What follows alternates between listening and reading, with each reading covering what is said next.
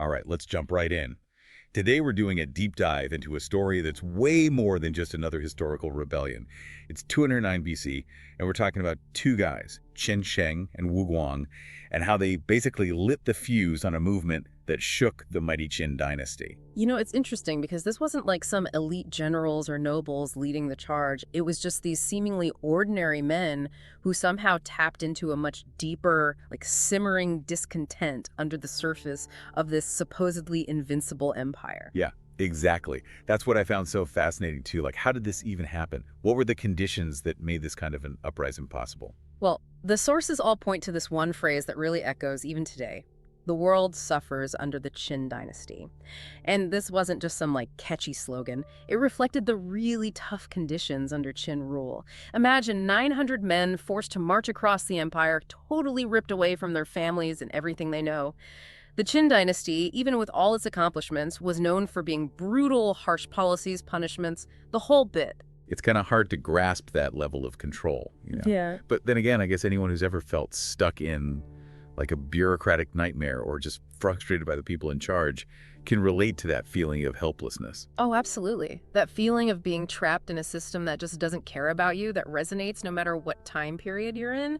And it kind of makes you wonder, could the Qin Dynasty have avoided this? Yeah. Was there another way to maintain control without pushing people so far? I mean, history's full of leaders trying to do just that, right? Keeping people just busy enough, distracted enough to keep them from questioning anything. Yeah, and it makes you think about appropriate tension, right? Like think about child labor during the Industrial Revolution. Those kids working insane hours in terrible conditions. Well, it left them with zero energy to even think about rebelling. It's a disturbingly effective way to control people, even if it's morally messed up. Ooh, it's a chilling thought for sure. And it raises this question that keeps coming up throughout history: how much control is too much? Where's the line between keeping order and just straight up oppressing people? Right, no easy answers there, and it's something that Chen, Sheng, and Guang definitely grappled with. But they weren't content with just complaining. They had a plan, and it involved using the names of two very different figures.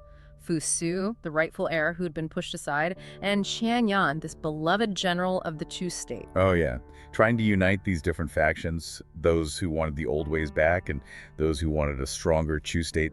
Super smart move. Now, whether they actually believed these guys or if it was just a brilliant tactic is something historians still debate. Some even think Fusu's mom might have been a Chu princess, which would tie him to Xiang Yan and make their cause seem even more legit. Wow, so even with all the historical records, there's still some mystery about their real motives.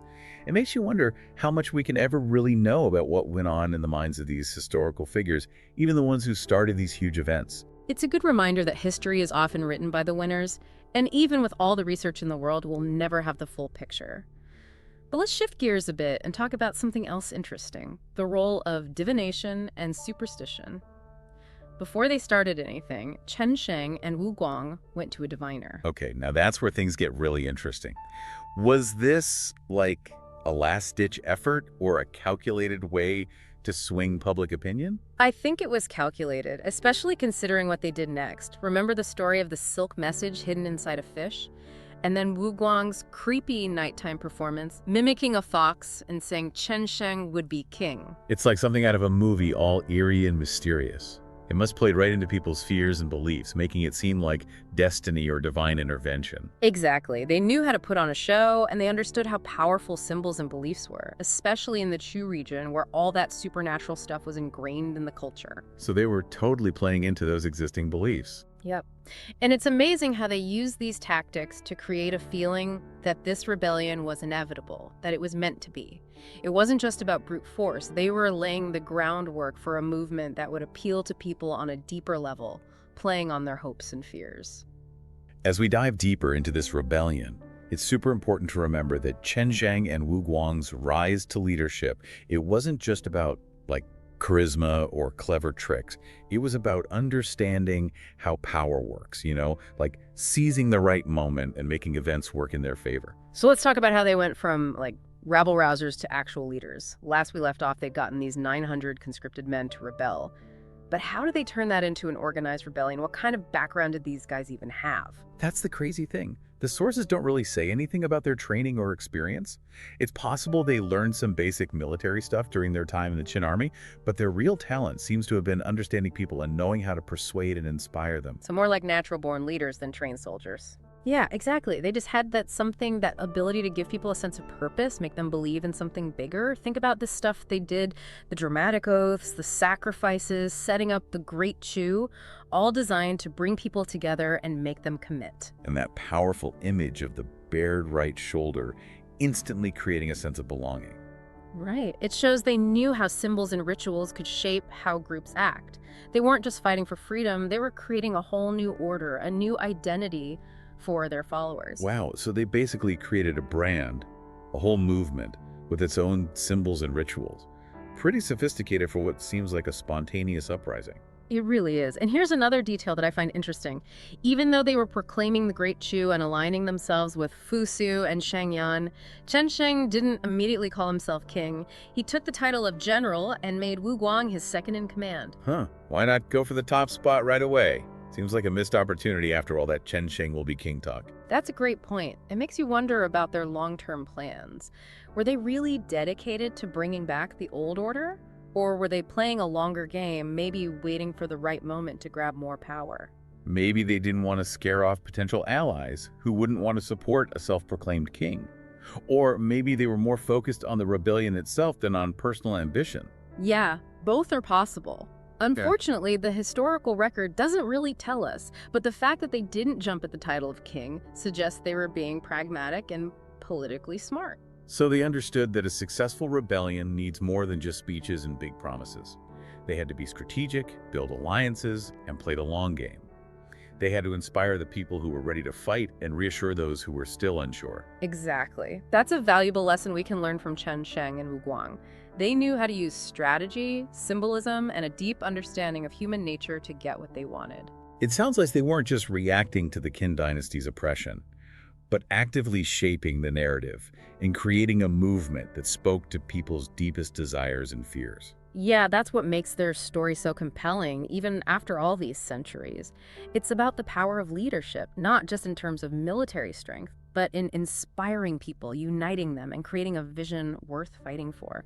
But all of that begs the question, how did this group of rebels, armed with bamboo poles and fueled by prophecies from fish, actually take on the mighty Qin Empire?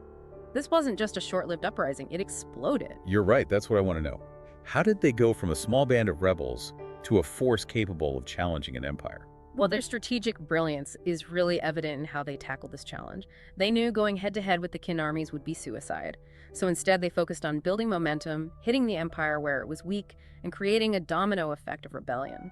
So less about brute force and more about outsmarting the enemy. Kind of like classic guerrilla tactics, centuries before Mao Zedong. Exactly. One of their main strategies was targeting Qin communication and supply lines. They basically wanted to disrupt their ability to respond to the spreading rebellion. Remember, the Qin Empire was huge. It relied on efficient communication and logistics to stay in control. Makes sense, cut off the head from the body, and the whole system starts falling apart. But how did they manage to pull this off? We're talking about a small group of rebels versus a massive, well-equipped imperial army. That's where the element of surprise and the speed of their advance were key. They moved fast, capturing towns and cities before the Qin forces could even react. And every victory brought in more recruits, people who were unhappy and wanted change. So it was like a snowball effect, each victory fueling their momentum, making them seem unstoppable. They were playing chess, outmaneuvering the Qin forces at every turn. Great analogy. And to push their strategic goals even further, they understood how important public opinion was. Remember that story about the fish with the message? That wasn't just about superstition. It was a calculated move to sow doubt and dissent among the Qin and inspire hope in the oppressed people. They were waging a propaganda war right alongside their military campaign. That's brilliant. They were crafting their own myth, their own narrative, to shape how people saw things and undermine the Qin Dynasty's authority. They used what they had: rumors, prophecies, dramatic displays to get their message out and win over the people. Precisely. And that battle for hearts and minds is just as important as any battle fought on a battlefield. It's a lesson that's still true today. But logistics are important too. How did they manage to arm and feed this quickly growing army? That's a good point. Rebellions don't run on enthusiasm alone. They need resources. Where did those come from? Well, this is where we see how resourceful they were. They benefited from the widespread discontent with the Qin Dynasty.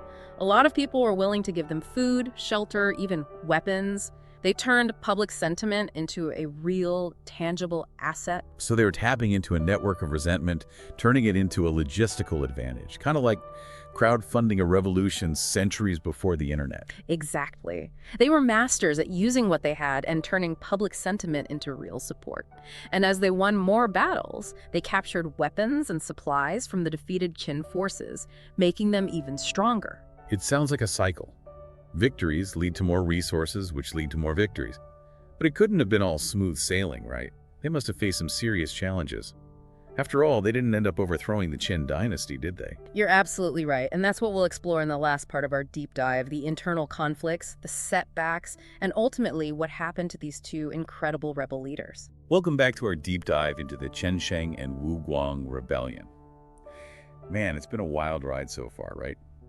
We've seen how they sparked this huge revolt against the Qin Dynasty using this crazy mix of strategy, symbolism, and like a deep understanding of people.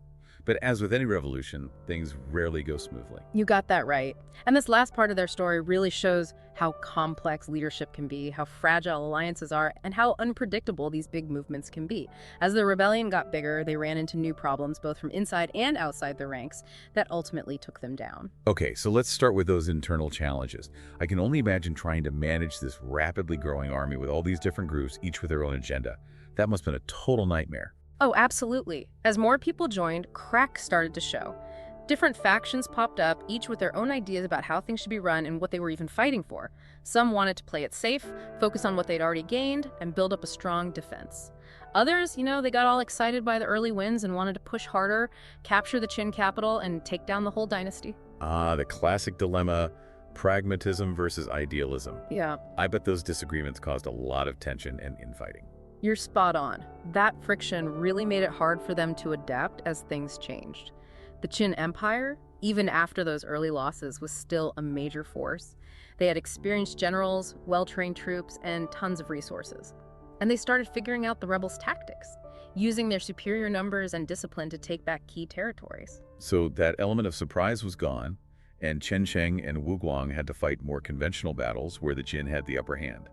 That's like that David and Goliath story, David's slingshot only works for so long. Perfect analogy. And as things started going south for them, those divisions within the rebels just got worse. Some commanders saw the writing on the wall and surrendered to the Qin. Others retreated, hoping to regroup. That unity that Chen Sheng and Wu Guang worked so hard to build, it just started falling apart. It's kind of a tragic story, right? The movement they created, the wave they rode to success, ended up becoming their downfall. It really is. It shows how unpredictable revolutions can be. What starts as a united fight for a common goal can easily turn into chaos and infighting as people's ambitions and loyalties change. So what happened to Chen Sheng and Wu Guang in the end? We know their rebellion didn't succeed, but how did it all end for them? Did they die in battle? Were they betrayed? Or did they just vanish? Well, the historical records give us some clues, but there are still unanswered questions. We know Wu Guang was killed by one of his own guys, a man named Zhu Wen. Maybe Zhu Wen just wanted power, or maybe he thought getting rid of Wu Guang would appease the Qin and save his own skin. Wow, betrayed by one of his own. It's like the revolution turned on itself. It seems like that happens a lot throughout history, doesn't it?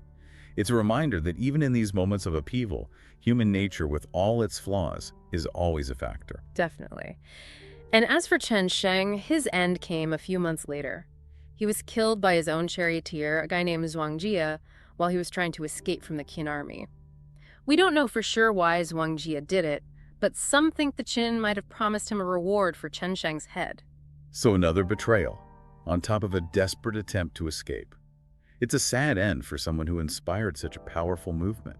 It makes you think about the pressure and loneliness that comes with being a leader, especially during times of conflict. It does. Their deaths really highlight how quickly power can change hands and how unpredictable fate can be, even in these major historical moments.